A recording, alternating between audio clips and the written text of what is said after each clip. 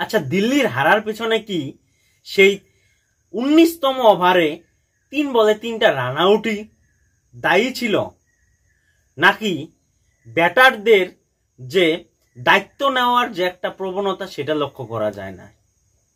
এইখানে তো আমি কনফিউজ হয়ে গেছি।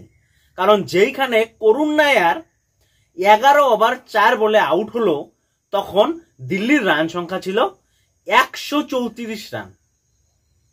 134 রান 11 ওভার 4 বল। লক্ষ্য কত?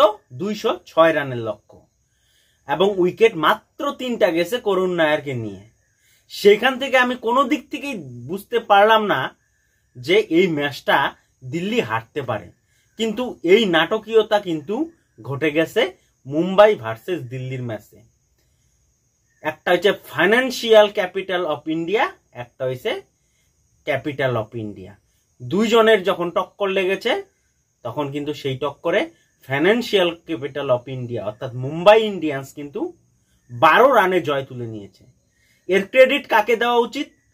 সেই 3টা রান আউটকে, নাকি মাঝখানের মিড ওভারে যখন পুরো ম্যানেজমেন্ট এবং রোহিত শর্মা স্পিনারকে দেওয়ার জন্য, অ্যাটাক করার জন্য বলেছিল ভিতরে? এইখান থেকেই বোঝা যায় যে রোহিত শর্মা ইনফিল্ডে থাকাটা কতটা জরুরি। এইখান থেকেই কিন্তু আমরা বুঝতে পারি যে রোহিত শর্মা যদি ইনফিল্ডে থাকে, তাহলে খেলাটার যে মোডটা সেটা অনেকটাই পরিবর্তন করে দিতে পারে তার ক্যাপ্টেন্সিতে, তার সলা পরামর্শতায়। সেটা আমরা কিন্তু আজকেই প্রমাণ পেয়ে গেলাম। কি দুর্দান্ত ম্যাচ ছিল! প্রত্যেকটা বলে বলে, প্রত্যেকটা ওভারে ওভারে নাটকীয়তা। যখন 17 নম্বর ওভারে দেওয়া উচিত ছিল মিচেল স্যান্টনারকে বল, কিন্তু তখন দিল ট্রেন্ট বলকে বল, এবং 18তম ওভারে স্পিনারকে দেওয়া হলো, এবং সেই ওভারে কিন্তু 16 রান দিল। সেখানেই হয়তো ম্যাচটা দিল্লি বের করে নিয়েছিল। কিন্তু 18তম ওভারে সেই 2 রান নেওয়ার চক্করে এবং স্ট্রাইক নেওয়া দেওয়ার চক্করে যে রান আউট 3টা হলো না, জাস্ট সেটা ইমাজিন করা যায় না। প্রথম রান আউট 18 ওভার 4 বলে আশুতোষ শর্মা। দ্বিতীয় রান আউট 18 ওভার 5 বলে কুলদীপ যাদব, এবং তৃতীয় রান আউট মোহিত শর্মা। কি বলা যাবে? 3টা রান আউটেই কিন্তু এই ম্যাচটা হারলো আমি বলবো। কারণ এই রান আউটগুলো যদি না হতো, তাহলে কিন্তু পুরো দিল্লির হাতে কিন্তু ম্যাচ ছিল।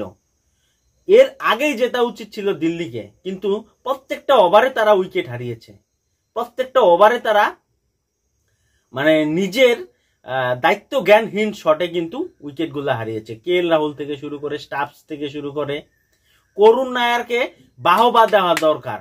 কারণ 7 বছর পরে সে কামব্যাক করেছে আইপিএলে, এবং দুর্দান্ত 40 বলে 89 রানের পারি খেলেছে। সে একা হাতে এতদূর নিয়ে যাওয়ার পরেও যদি এই ম্যাচটা হারতে হয়, তাহলে সেটা দায়িত্ব জ্ঞানহীনতার পরিচয় কিন্তু প্রত্যেকটা প্লেয়ারকে দেওয়া উচিত। এদিকে মুম্বাই ইন্ডিয়ান্সের বোলিং এর যদি আমি প্রশংসা করি, সব কম হবে। যেইভাবে করণ শর্মা এবং স্যান্টনার কামব্যাক করেছে, করুণ নায়ারের উইকেটটা সবচেয়ে বড় কামব্যাক।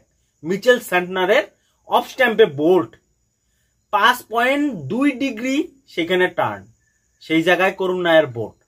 সেই জায়গাটাই কিন্তু টার্নিং পয়েন্ট শুরু হলো মুম্বাই ইন্ডিয়ান্সের, এবং সেটা 12 রানে তারা জয় তুলে নিল।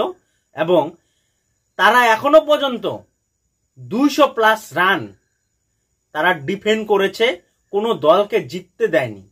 তারা এখনো 200+ রান হারেনি, এবং সেটা কিন্তু এই ম্যাচের মাধ্যমে কিন্তু সেটা কিন্তু থাকলো, রেকর্ডটা কিন্তু বহাল থেকে গেল। এখনো পর্যন্ত কোনো দল মুম্বাই ইন্ডিয়ান্সের বিরুদ্ধে 200+ স্কোর কিন্তু চেস করতে পারে নাই। এটা হলো মুম্বাই ইন্ডিয়ান্সের লেগেসি, এবং রোহিত শর্মা ক্যাপ্টেন্সি, তার আগের সচিন টেন্ডুলকর ক্যাপ্টেন্সি, রিকি পন্টিংয়ের ক্যাপ্টেন্সি, এবং এখন হার্দিক পান্ডিয়ার ক্যাপ্টেন্সির একটা লেগেসি কিন্তু থাকবে।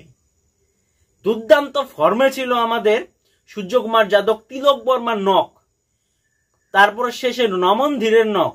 দুর্দান্ত নকে কিন্তু মুম্বাই ইন্ডিয়ান্স কোনো মতো 205 রান করেছে। তাদের করা উচিত ছিল আরো বেশি, 250 রানের মতো, কিন্তু তারা করতে পারেনি। যাই হোক, এই ম্যাচটাকে তারা কিন্তু ডিফেন্ড করে 12 রানের জয় তুলে নিল এবং 6 ম্যাচে 4 পয়েন্ট টেবিলে কিন্তু একটু উপরে উঠে গেল, হায়দ্রাবাদকে টপকে একটু উপরে উঠে গেল। কি দুর্দান্ত ম্যাচ ছিল, পুরো নাটকীয়তায় ভরা ছিল। 3 বলে 3টা রান আউট, জাস্ট দেখার মতো ছিল, মানে কিচ্ছু বলার নেই। ইজি জেতা ম্যাচ, কিচ্ছু বলার নেই।